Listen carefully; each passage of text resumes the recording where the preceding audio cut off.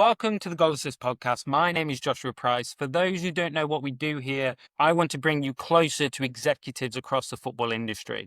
So we host podcast episodes for you to gain information from these executives. But not only that, we have the community where every single one of our guests join, and we host a community live call where you can join, ask your own questions and network with myself and all the guests that we have on. This week's guest is a word that's overused, but I think it is relevant for this particular person, an Everton legend, even if it's just one goal alone, able to put that stamp on his name. FARRELLY, thank you very much for joining us. Yeah, morning, Josh. Pleasure to be with you. Looking forward to our chat.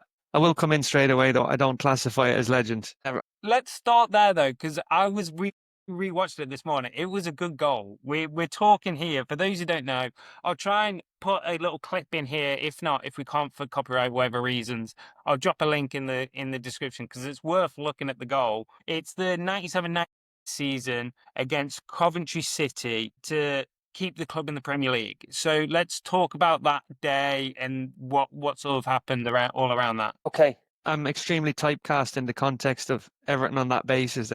I only get rolled out when there's relegation battles, not when things are going well. And it's been an interesting time given, the leaving of Goodison Park, and there's been a lot of coverage around it.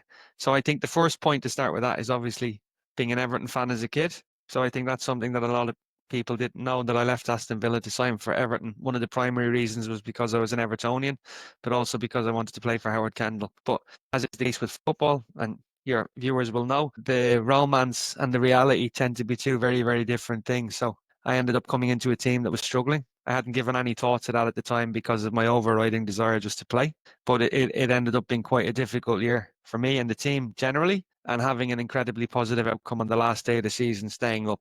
And as I say, there's been kind of a lot of coverage around it, but it was a situation and a scenario as an Evertonian that you never wanted to even remotely consider the possibility that Everton would not be in the Premier League. So given the work you do, and we talk about financial realities of football and the consequences of, relegation or possible outcomes for fans and all of those type of things, it's taken on an increased significance over time. I think as a player, you don't really give any thought to these things. You know what I mean? You're just playing. It's part of the game. But I would definitely not have contemplated or been happy with having a relegation or having to talk about anything like that. So thankfully, it wasn't the case. Britain have had some close scrapes even since then, which is kind of incredible, as they'd had before that, kind of in 94, 95. But yeah, it's a good thing. So today, people talk about it, just incredible pressure, incredible, excitement. For me, pressure was quite a funny thing when I was playing. I kind of enjoyed it.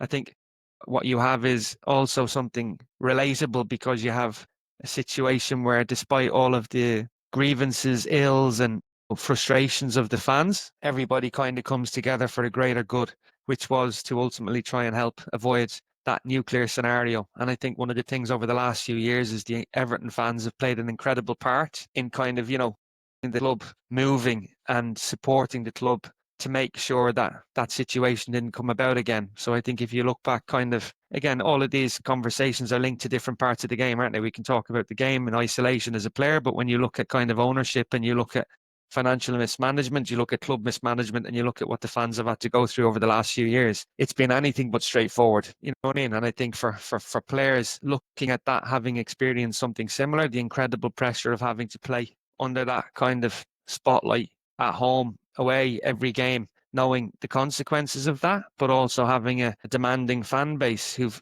like, not in the most recent history known success, but obviously everybody, I know every fan you speak to will tell you that their club is the biggest and their club is the best. I think Everton a very, very big fan base, and there's an expectation that Everton should be competing and challenging at the top of the Premier League. And for now, under new ownership, it's quite interesting during the summer breaks, because people who've been ready to finish the season, unhappy, they start to get this optimism, can't help themselves before the season starts again. So we're now in the realms of optimism with regards to what comes next in the new stadium, which is really exciting for everybody. So it'll be interesting to see what happens. So if that answers the question in some kind of way, it'd have been a difficult year for everybody. For me, I speak to people think about, I made goalkeepers show reels that year. I hit corner flags, I hit the back of stands, I hit everything.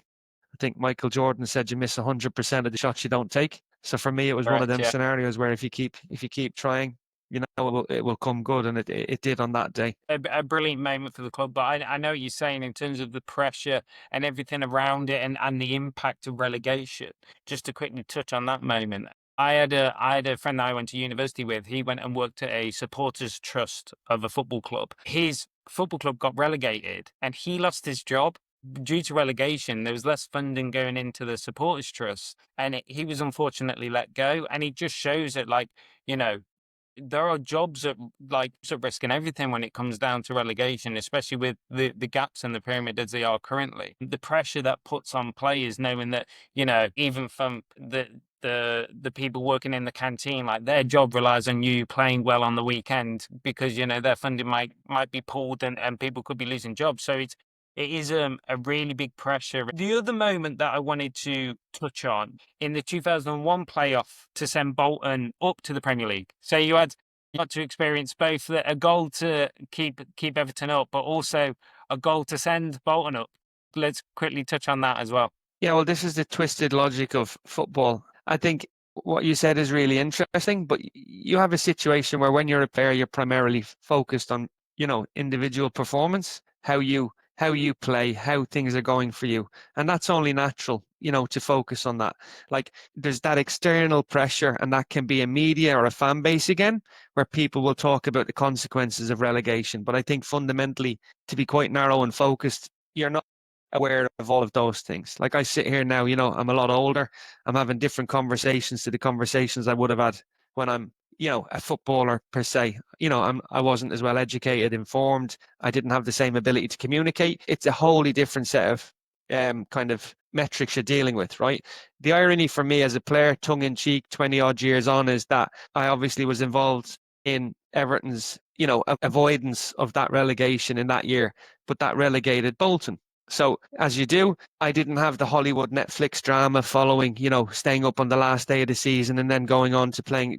I had a new manager come into Everton who immediately told me I was surplus to requirements. So I ended up having had an incredible high and an incredible outcome to a difficult year. I ended up playing 8 minutes football for Everton the next year. So I was still an Evertonian. I was still the same. I'd come through an incredible challenge. The team had come through an incredible challenge, but I wasn't playing anymore. So at the end of the day, all footballers want to play. So it's like a boxer. You can prepare, train, but if you don't have a fight against anybody at the end of it, it's not that same feeling. So again, just in footballer terms, isolation, all footballers want to play, right? No matter what people will try and tell you, some footballers want to play, showcase their talents and be on the pitch. So I had that situation for a whole season of not playing, then going into another season, and then you're relying on, speculation, clubs that you may be able to go to, people who are of interest, and then, your character, your fitness, your ability to go into a team, more so or less so, depending on which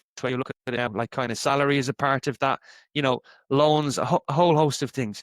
But I was Sam Allardyce's first signing at Bolton. But the reality is there'd been a management change at Bolton. They were looking at bringing new players in, and I was desperate to play. So I was more than happy to go and join Bolton initially on loan. The irony of which, a lot of the Bolton fans considered me as being the person that scored the goal that got them relegated. So I scored on my debut against Sheffield United. We beat them 2-1. The next home game I got booed, and I was trying to figure out, usually takes them a lot longer than 2 weeks to start booing me. But I think there was still harboured some grudge with regards to the fact that, Everton had stayed up and Bolton had got relegated. And it was really interesting thing that year because 97, 98 again, Bolton had just moved into the Reebok Stadium. I don't know if you remember, and there was an incident in the game where there was clearance, and this is the thing about football and knowing useless facts in your head still. Terry Phelan had cleared the header off the line, and the ball had gone over the line, but there was no goal line technology around at that point, and obviously that was a further grievance for the Bolton fans, that if goal line technology had been in place, that goal would have been given, and who knows what would have happened. So I think it's why everybody loves football, to be able to, assess and analyze every particular fact. So yeah, so the point for me again then was, having stepped down to play again, I wanted to get back to the Premier League as quickly as possible. Bolton were going through that kind of transition where they had a lot of players who had probably said, we're willing to give it one more year to try and get back to the Premier League. That didn't happen straight away. And then in 2001, in a very, very strong championship with kind of Fulham, Jean Tigana had gone into Fulham. Graham Souness was at Blackburn Rovers, who had an incredibly strong squad. We managed to get promoted through the playoffs and get back to the Premier League. And Josh, again, it's funny because no sooner had we got to the Premier League than people like Rodney Marsh at the time, we're talking about, Bolton be relegated by Christmas, worst team to get promoted. They have no chance. Yet that was then when Bolton, as a club, started to move into what would have been a very successful period for them. So I had a 5-year period there, which was a good time for the club. Apologies for taking you away from the podcast, but this will be really quick. We've launched our football business community. What that is everyone that's a guest on this podcast is part of this community. So if you would like to network with our guests, this is the place to do so. We have a live Q&A with every podcast guest on, so you can ask your questions rather than just listening to mine. If it's something that sounds interesting to you, there's a discount code in the description below. Use it, click the link, join the community. Right, that's all from me. Let's get back to the podcast. Bolton did really climb off the back of that, and it shows the importance of moments in football. I think moments are captured and spoke about a lot in the game because they're easy to pinpoint, but it's not just the moment, it's what falls off the back of it. And the fact that, like you say, you managed to compete in such a I mean, the Championship is notoriously a very competitive league, but that specific season was a really competitive Championship, and the fact that you managed to come up through the playoffs was a massive achievement. And like I say, it gave you this sort of the Premier League foundation to then the club went off and built and had a really successful period. Obviously bringing in Sam and everything that happened at, like later on with the clubs. Yeah, well, I think you always look at success stories and people do studies on them now.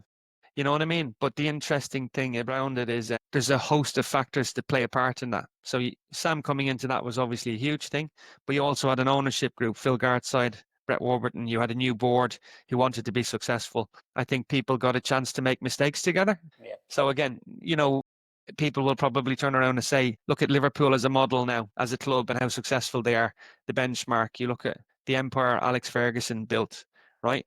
But all of these people will have made mistakes along the way. The point is how quickly you learn from them. There was transfer windows where Liverpool didn't exactly get all of their signings as well as they would have liked. But now you look at their recruitment and you see how they've refined those processes and how much more professional and how much work goes into them. And the better clubs do all of those things.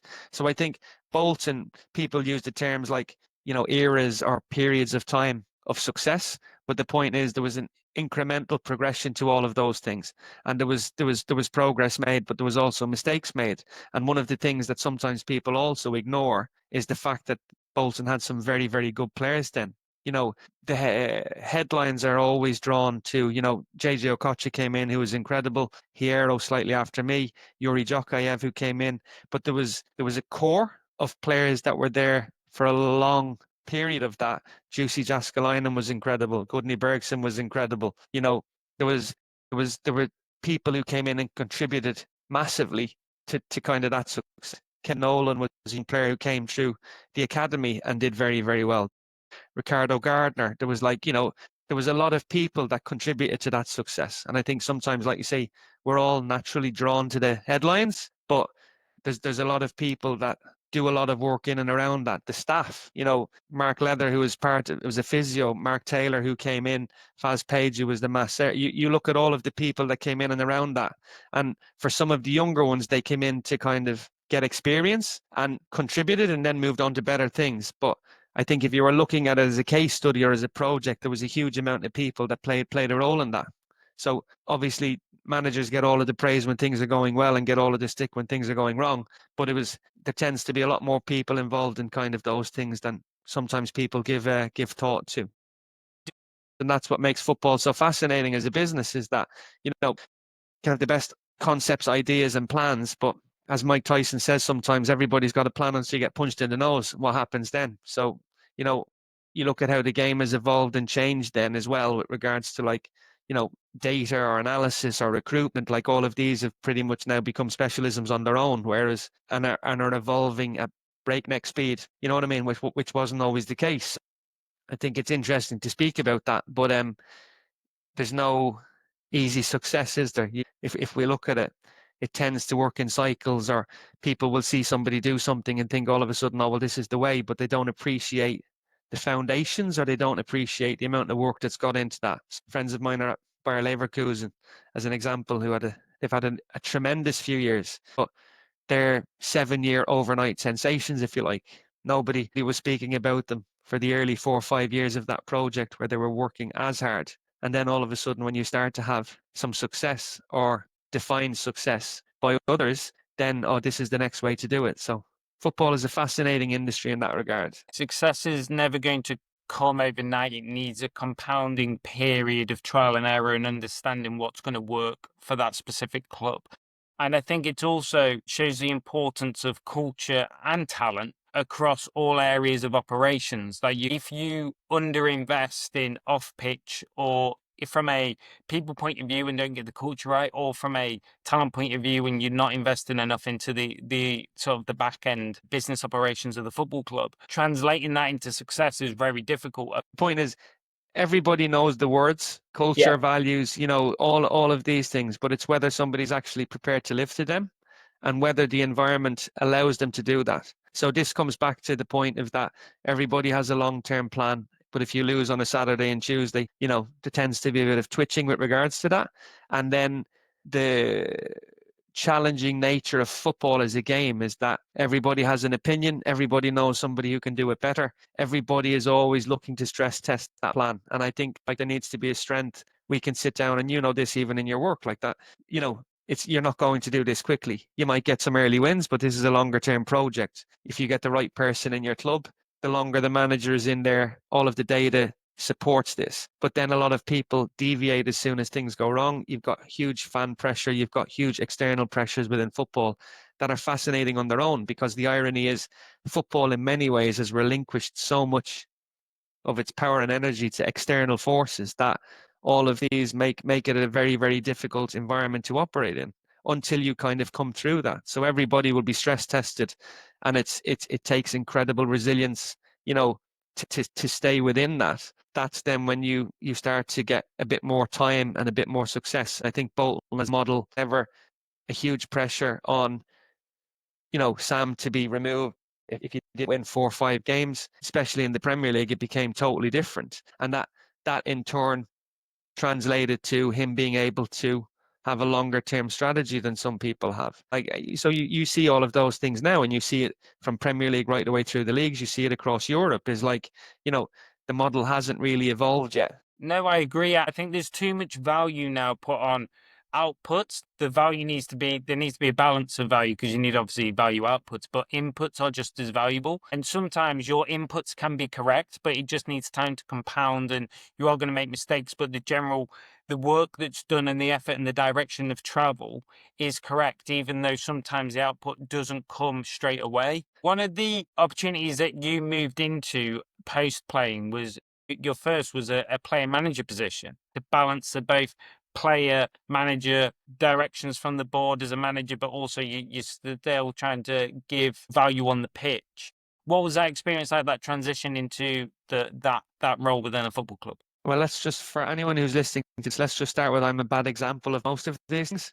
Because when I talk about youth being wasted on the young, I think I was extremely naive with regards to, all of the things you just mentioned there. So to kind of break it down, I had fallen out with Sam. I'd fallen out, to a degree, my love for the game, and I was offered a player manager's opportunity at 28. Right. I had very, very strong values on player development and creating opportunity and environment for Irish players to develop and come away, and not just come to England at that time. So again, there's interesting conversation there around Brexit and how that's changed the pathway or the opportunities for young Irish players to come to England. Right.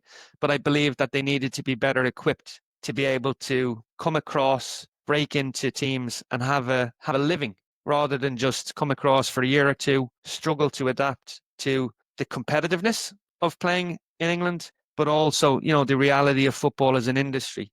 And that was very much part of my thought in going back to become a player manager. At the time, one of the models that was talked about a lot was Rosenborg, who were developing and producing players, and had started to play in Europe more. And that was kind of the model. So I had very, very firm beliefs on what I thought could be done and how to do it.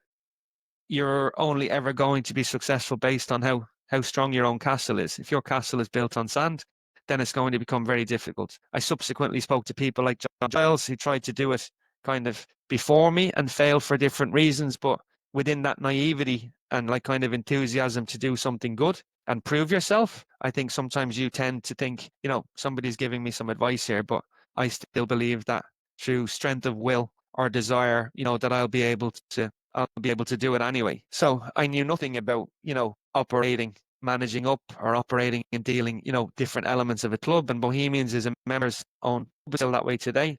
But the reality was that they had started to budget based on their anticipated success in European qualifying rounds. So the board would invariably sit down at the start of a season and make I'll say calculated to be kind, decision that they would qualify for the second or third qualifying round. And that in turn would give them a certain level of revenue.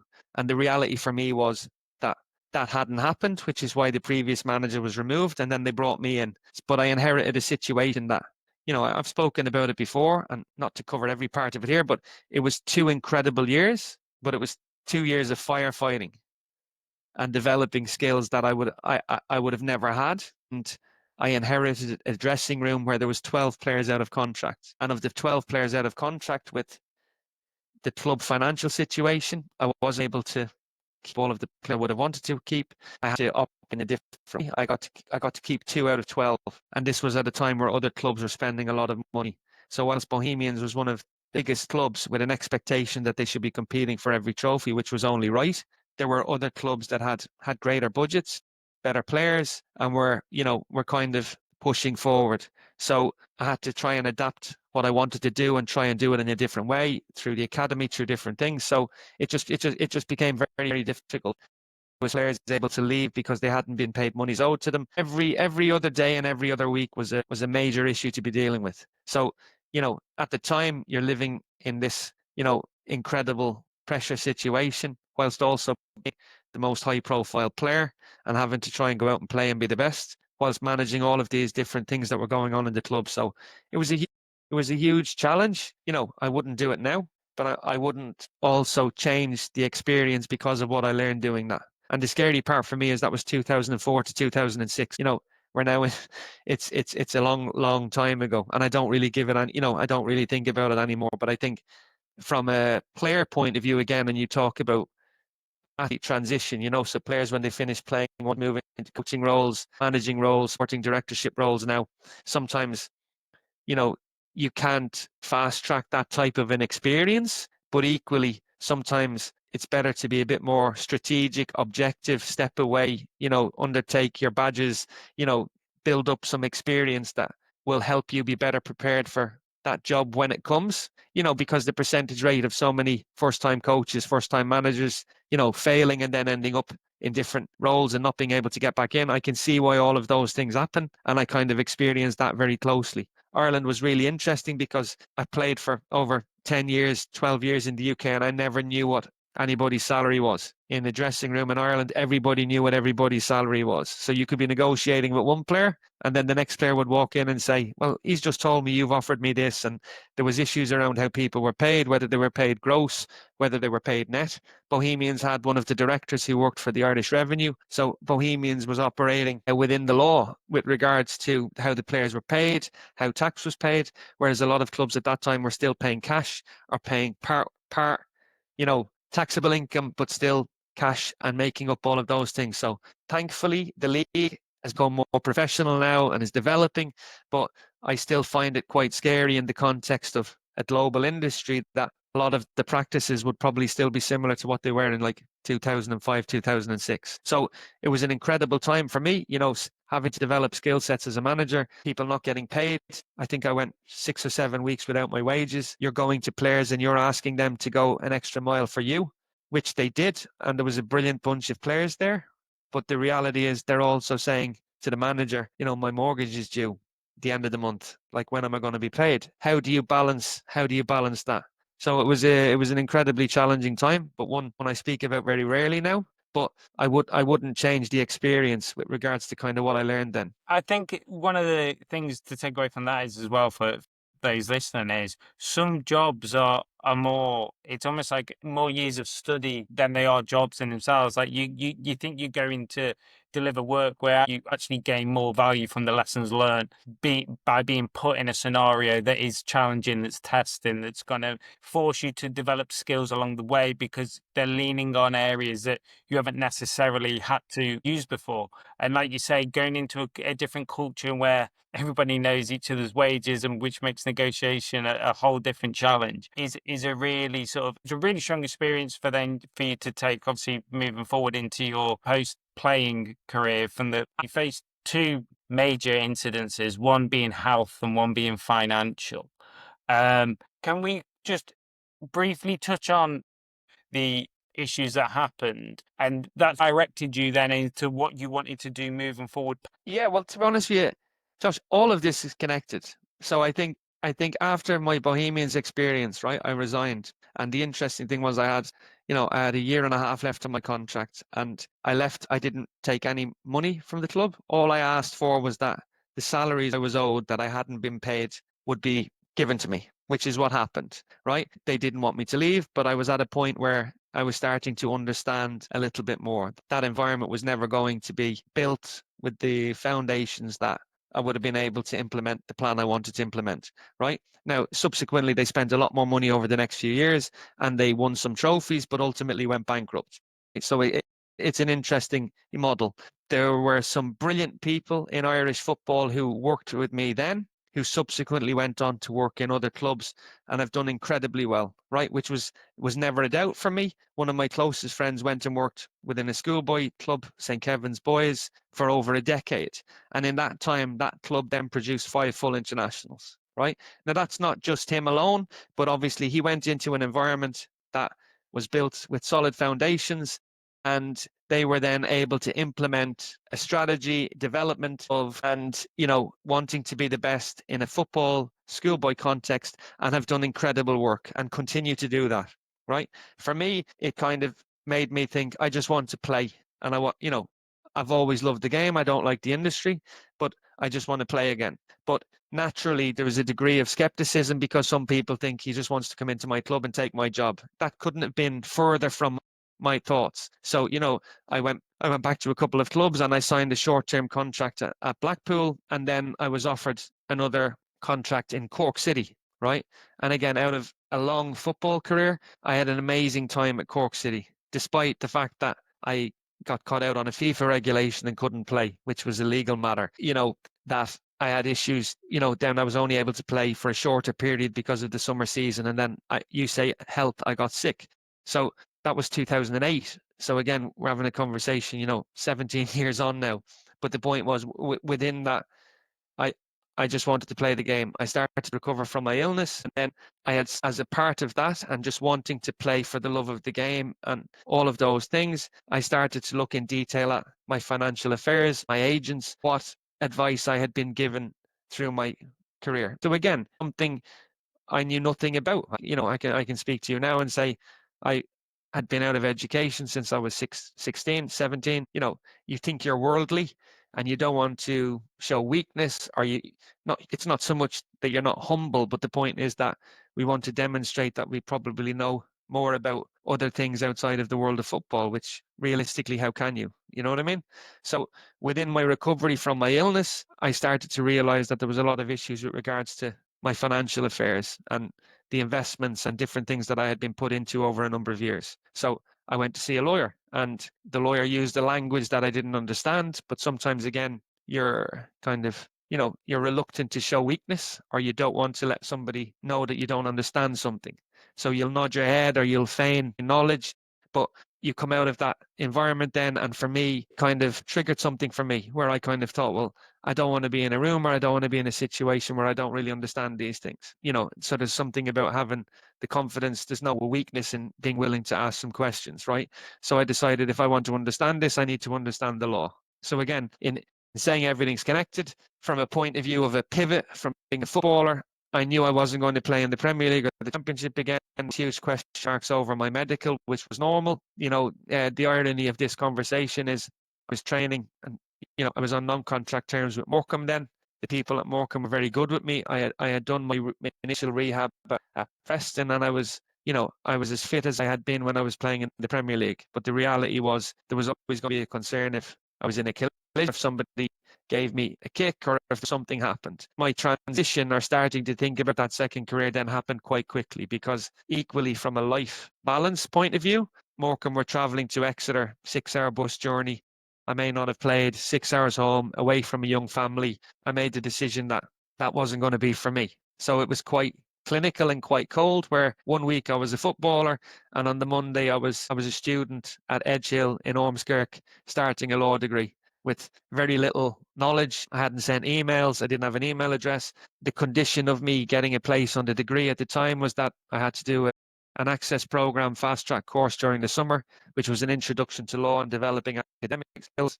I knew nothing, Josh. I was an empty vessel, as they say. I enjoyed it and I liked it. And I think, if you like something, then it's always going to be easier to try and do it. So I was in a very supportive environment in Edgehill, and, I was able to do my degree. I was able to do my legal practice course at the time. It's changed slightly now. And then I was able to train and qualify as a lawyer. So everybody at that time, Josh, was, you're going to be a sports lawyer. A sports lawyer is exploding. Sports lawyer, there's going to be loads of work for a sports lawyer. Look at your profile.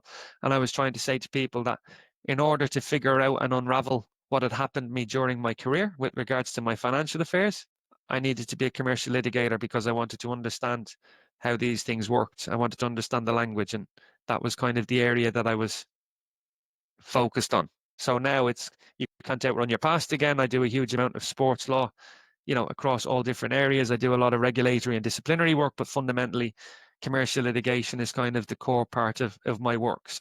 As I said earlier, I say it as a joke, but like I'm a walking mistake. You know what I mean? I've had lots of different experiences, and they're not the Hollywood experiences that everybody wants to put under the disco lights or have a conversation about. Because even if you look at, the statistics around people who retire from football, they're fascinating.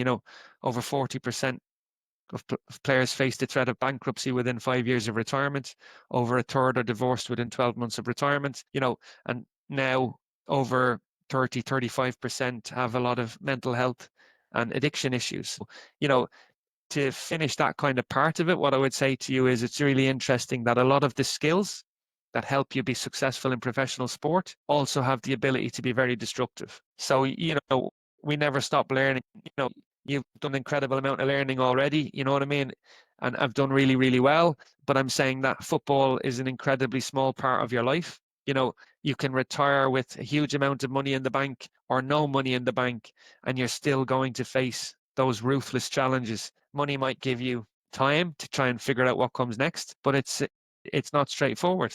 There can be only so many coaches, managers, sporting directors, pundits, wherever you want to go with it. It's different players face a different type of challenge. Whereas for me, through a negative experience, it opened up the law to me. So don't get me wrong, there's days, Josh, where you sit in an office, you read a document 12 times and you don't take a word in, right? And you think, where did it all go wrong? But then equally, you may get a phone call from the FA to say there was a sending off on Tuesday and the club want to appeal, or the player wants to appeal. Can you sit on the panel? So you still maintain that kind of involvement in football. But I don't have any grand designs, or I know when I walk into a room, if I sit with people and say, if it's a football environment, it has to be a different conversation, because people see football now with regards to fandom as their distraction. It takes them away from the mundane, normal day-to-day life. In a footballing context, if you speak to young players and you say to them 0.01% of you are likely to play in the Premier League or make a living, they're going to look at me and they're going to go, well, this conversation doesn't apply to me because I'm that 0.01%. So you have to balance all of these things. And then even with regards to where we met, you know what I mean?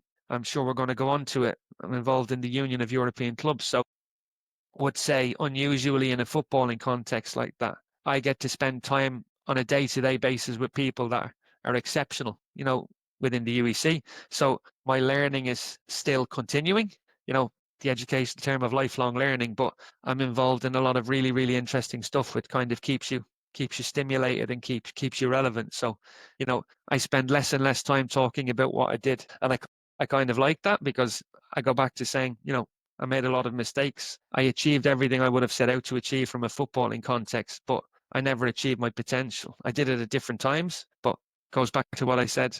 I would be having a very different conversation with my younger self now, but equally, all of those experiences have taken me to being sat here having a conversation with you on a Tuesday morning. That is true. You've won. But So you mentioned there your involvement with the UEC. For those who haven't heard of it, don't understand what's going on, can you just give a brief overview of what it is and the general objective and direction that it's trying to take? So everybody needs good acronyms. You know that we operate in the football world of acronyms, but I say UEC for those that don't know.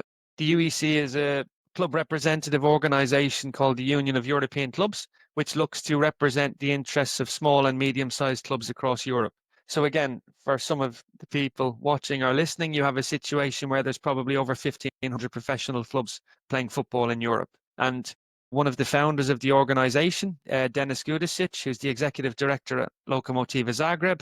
Him and I met a long time ago now on a UEFA football law program. And we started having a conversation about what were some of the issues that he faced at a small club like Lokomotiva. And this is a club that has a huge emphasis on player development, and that's kind of their key focus and some of the challenges he faced around that. And for him, one of those was developing players and playing a key part in that development, but then, having a limited market to sell to with domestically, but equally how that translated on a European level with regards to being able to engage with clubs of a similar size who faced similar issues. So we started to look at the football stakeholder system, how it was set up, and where you would go to kind of, present these issues and look at representing, improving, being able to really, really affect those issues that affect that particular profile and demographic of club.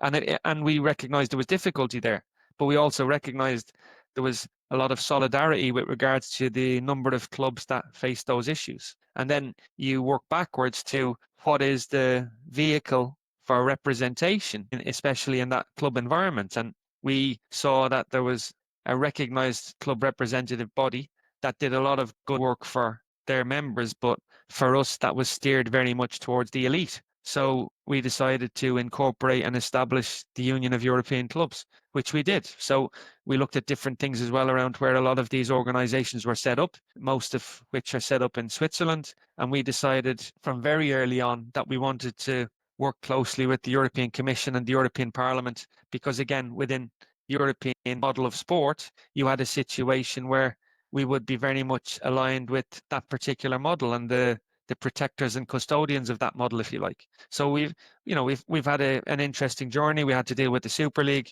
We've had to deal with the stakeholders, and you know this better than most, but kind of we had our launch in early 23, and kind of the organization, despite a lot of, examination, scrutiny and outside influence, has continued to get stronger. We have over 150 members in 25 different European countries. And the objective for us now is to kind of move beyond just talking about representation and to start to be able to develop and offer policies that we believe can operate within the current structure. And the ecosystem within football is a fascinating one.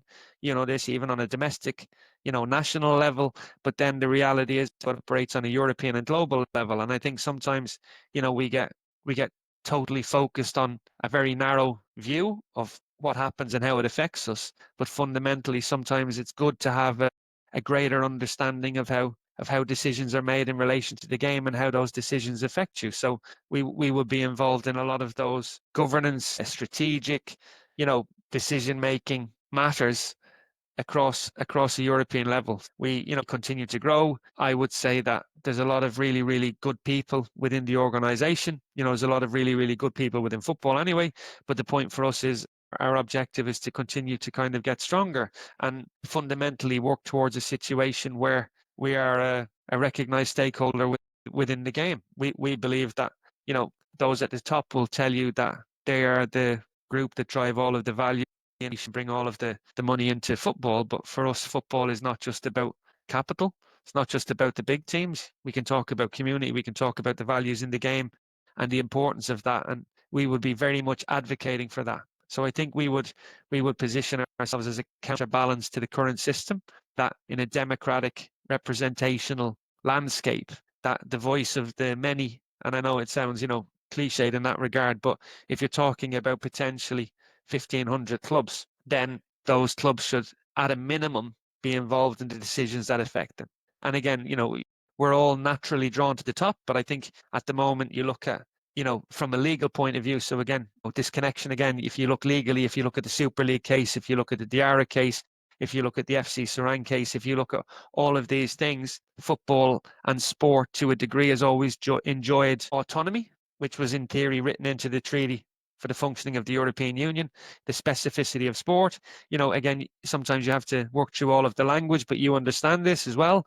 But the point is that over the last number of years, I think there's been a recognition that this may have been abused, and that now we need to look at a new governance model, or we need to look at new ways, innovative ways of protecting the European model of sport, again, which is a slightly nuanced when we're having a conversation about, the UK. But the point is that looking to protect access to competition, competitive balance, solidarity, and protecting the game. And I think that the UEC will hopefully be a part of that. It definitely will be, with the backing that it currently has and the momentum of the organisation and the direction of travel. One of the areas in which the UEC has been highly spoken on is rewarding player development, and the player development reward, which the UEC has put forward as a model to help redistribute funds to those clubs who are developing talent that then go on to represent higher level football clubs. Can you quickly explain how that would work? Yeah. So just one step back from that, and again, we've known each other for a few years now, right? But the interesting scenario for us was that sometimes it's very, very easy to try and pigeonhole an organization and say, like, this is an external disruptive organization that isn't working in the best interests of the game. Right. So one of the things we'd always spoken about was also developing policies, the first of which was the PDR. Right. So again, the concept within that is pretty much, as you've explained already, very, very succinctly. But the point for us was, when you talk about transfer solidarity linked to transfers and training compensation, if you look back historically, and this is the really, really interesting thing about all of these things, we would have said that football has moved on greatly since those rules were brought in. And again, then you have to look at who were the people who were heavily involved in the drafting or preparation of those regulations. So the point was, the PDR as a concept was, it's a standalone policy that basically will reward clubs who play a part in developing those players who go on to play in the Champions League. So we developed a policy, we developed a formula with regards to how those clubs would benefit. So what we had a situation within the PDR was where, if you look last year, so say from 24, 25 examples. So again, in getting drawn to, the Champions League as an example, you had Francesco Acerbi, who, scored the equalizer against Barcelona, and like huge profile and reputation around it when they defeated Barcelona in the semi-final.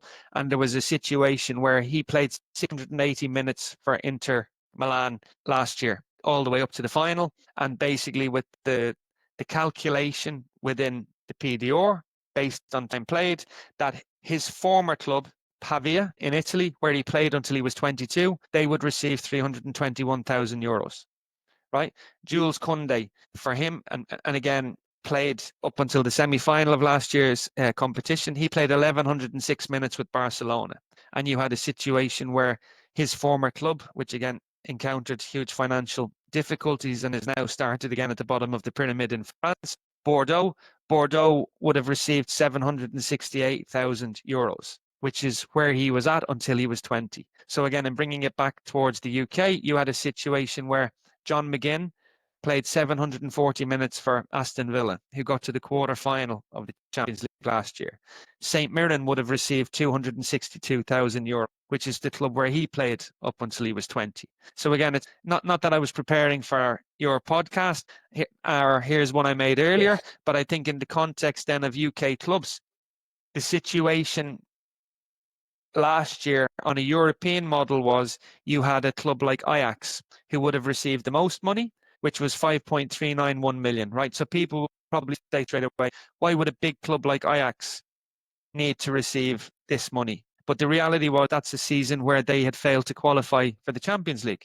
they were a Europa League side. So again, in bridging the huge difference now between Champions League qualification, Europa League qualification, or Conference League qualification, there's a means of mitigating losing out on the Champions League money for them. So again, Ajax is one example. So what we would have said is there's almost 1,500 clubs would have received payments from top flight to 6th-tier teams across Europe, and that 400 clubs would have received more than 100,000 euros. So Stade Rennes in France would have received 2.577 million.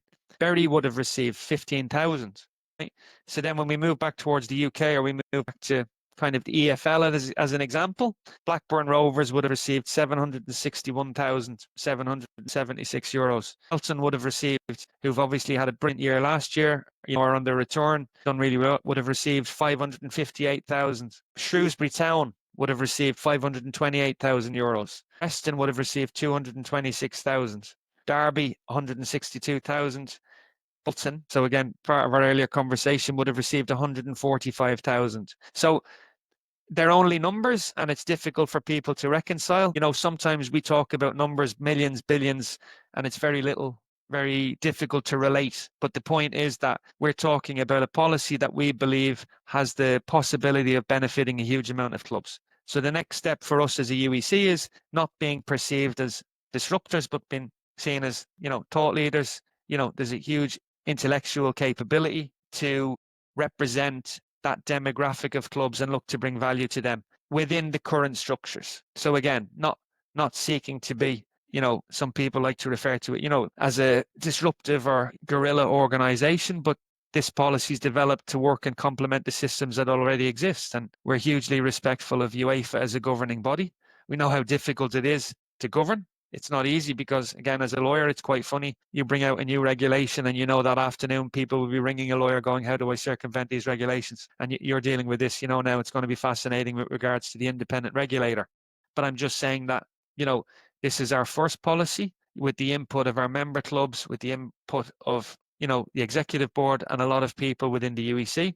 And it's one of many, and it's we're going to continue to develop these, and obviously the next step for them is we would like to see these policies be incorporated into the future revenue distribution rights conversation. I mean, for me, I think it's an absolutely brilliant initiative, and I think it's one that should be really highly considered in terms of the future direction of governance in European football. I wanted to just stop there to say thank you so much for coming onto the podcast. I see the time that we're running to now.